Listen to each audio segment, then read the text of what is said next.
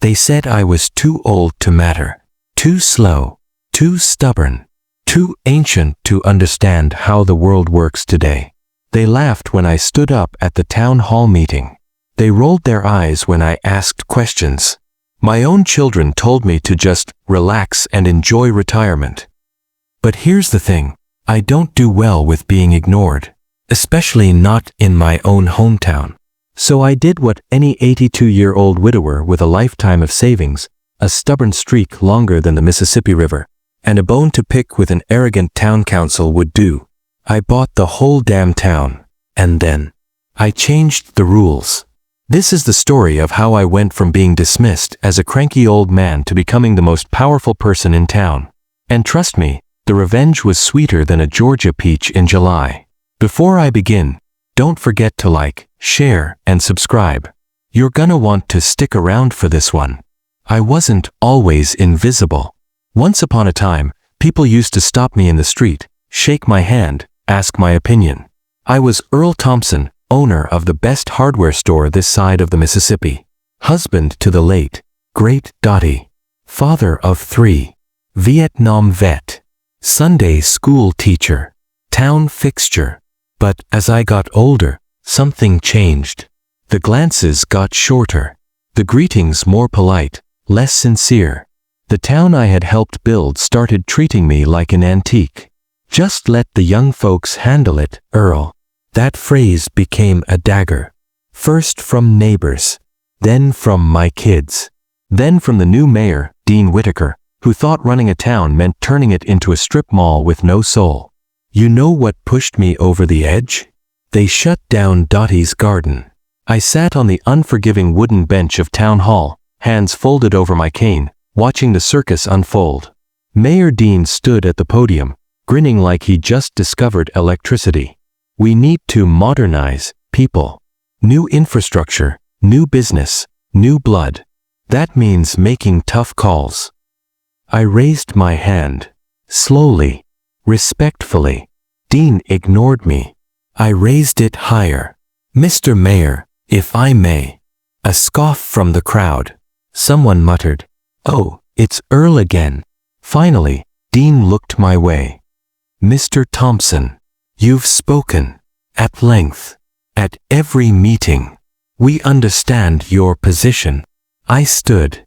"Then why'd you bulldoze Dottie's garden without a vote? That land was protected." Dean leaned forward. "Earl, we rezoned it. Legally. We needed that space for the new development. A drive-through vape shop and energy drink lounge." I laughed. Out loud. Is that what this town needs? More caffeine and nicotine? Dean grinned. "Times change, Earl." I sat back down, boiling.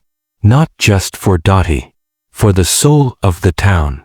For every elderly citizen who is now being priced out, overlooked, or pushed into silence. That night, I wrote a plan.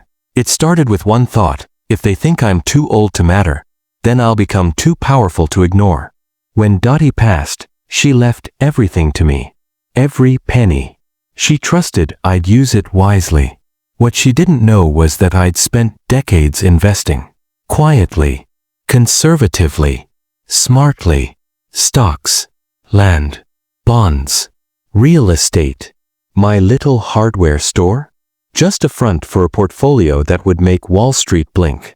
I wasn't rich like Elon Musk, but I was rich enough to stir trouble. I called my lawyer, Carl. He was 72 and hated Dean Whitaker more than I did. "You wanna buy what now?" he asked. "The land Dean just rezoned. And then the empty lots. Then the diner. Then the trailer park." One by one. Quietly. Anonymously. Carl whistled. "Hot damn, Earl. You're going full cowboy." "No, Carl," I said, sipping my decaf. "I'm going full general." The beauty of small-town politics? Everybody has a price. First came the diner. Old Marlene was tired and wanted to move closer to her grandkids anyway. Sold. Then the trailer park. The owner was up to his neck in gambling debt. One check. Sold. Over the next 8 months, I used 6 shell companies to buy 42% of the downtown real estate.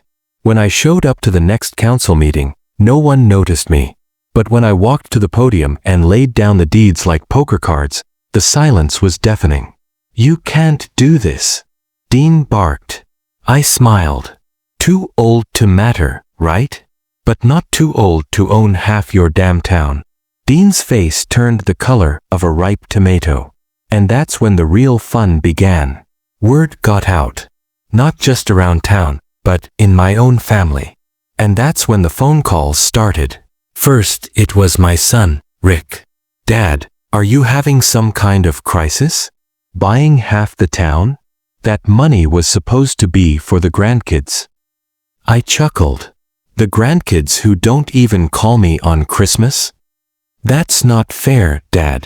They're busy. We're all busy, Rick. I was busy fighting for this town while you were busy watching football." Then came my daughter, Linda. "Daddy, I just don't understand. Are you okay? Should we look into assisted living?" I almost dropped the phone. "You want to put the man who owns the town into a care home? Sweetheart, I should evict you for stupidity." And finally, Tom, my youngest, tried to play diplomat. "Pop, this ain't normal. You're making enemies. You need to slow down." "Slow down?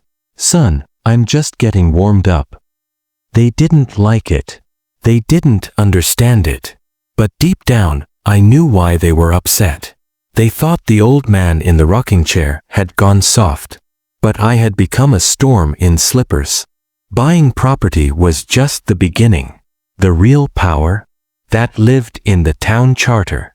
I spent nights poring over dusty ordinances and half-legible legal codes. I even bribed the town clerk with a case of peach cobbler to give me access to the original charter from 1872. That's when I struck gold. A clause buried deep within the fine print. Should any private citizen or entity own 50% or more of the incorporated land area, said entity may propose amendments to governance structure, pending a town vote. Carl was stunned. "Earl, you could rewrite the rules." Damn right I could. So I did. I proposed a referendum. 3 simple rules. 1. No land use changes without full community vote. 2. Term limits for the mayor. 3. Reinstatement of all heritage sites, including Dottie's Garden. Dean tried to block it, of course. Claimed it was manipulative, senile sabotage. I smiled through it all, because behind me, half the town stood in quiet rebellion. Folks who'd been ignored. Seniors, veterans, diner workers, folks who remembered when this town was about people, not profits. I didn't just want revenge. I wanted restoration. And with the vote just 2 weeks away, the mayor was about to learn that old dogs don't just bark. Sometimes, they bite. Election day arrived with a chill in the air and a buzz in the streets. Folks lined up outside the rec center, more than I'd seen vote in years. Veterans, single moms, retired factory workers, high schoolers fresh off their 18th birthdays. I stood at the curb, wearing my best flannel, cane in hand, offering donuts and firm handshakes. "You really think this can work, Mr. Thompson?" a young woman named Lacey asked. She worked night shifts at the diner I now owned. "I know it can," I said. "They forgot we still have a say. They forgot this town has a soul." Dean tried everything, mailers calling me senile, radio ads saying I was a danger to democracy. He even got some hotshot lawyer from the Capitol to challenge the charter amendment.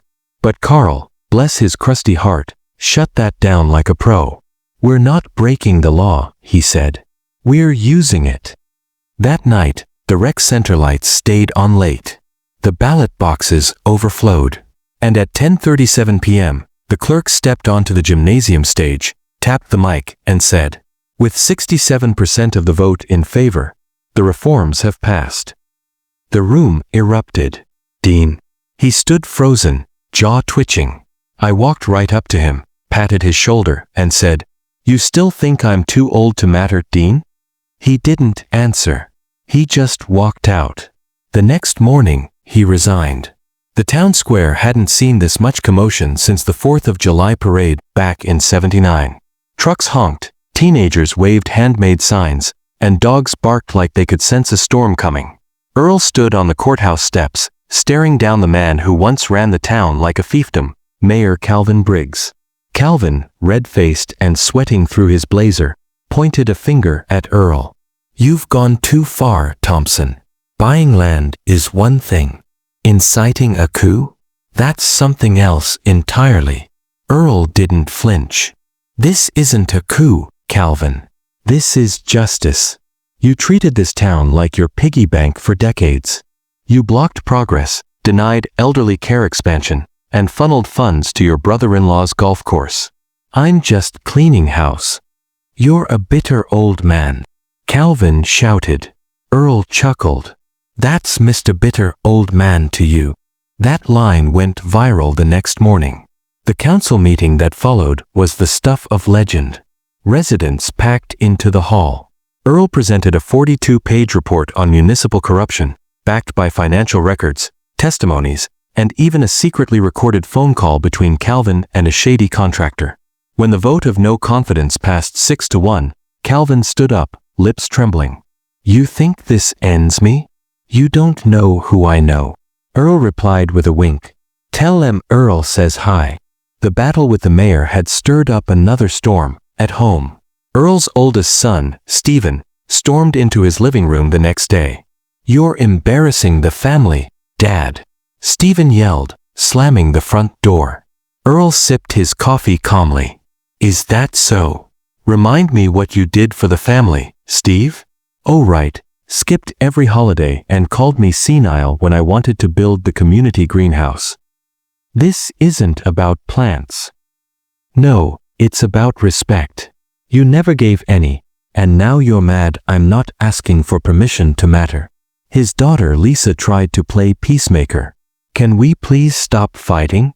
He's making real changes. The new bus routes, the free clinic, the reopened library." Stephen rolled his eyes. "He's trying to be a dictator." Earl stood up.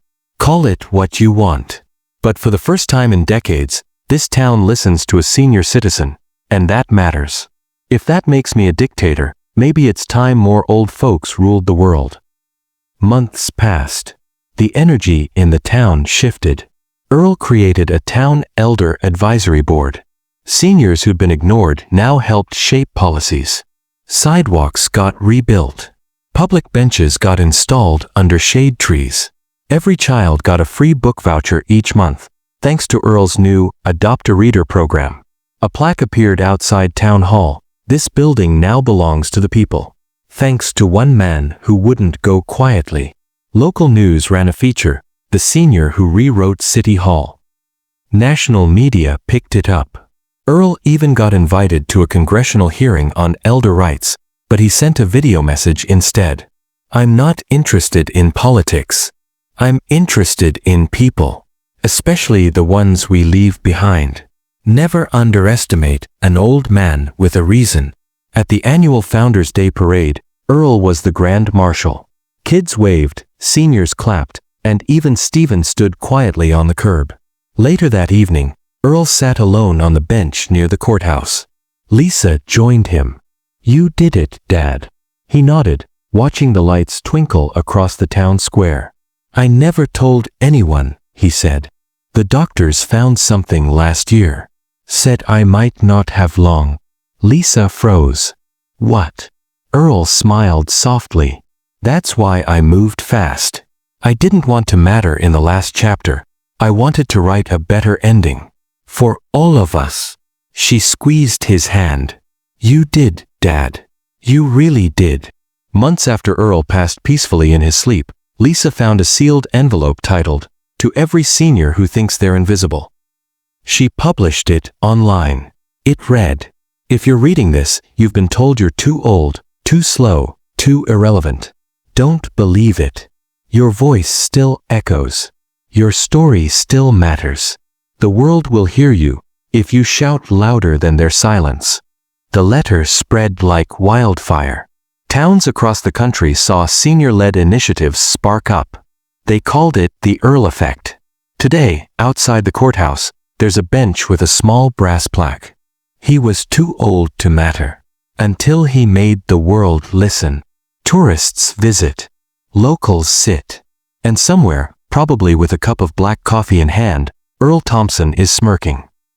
Like, share, subscribe. Because Earl's story isn't just fiction, it's a reminder. Never underestimate the seniors, especially the ones with a plan.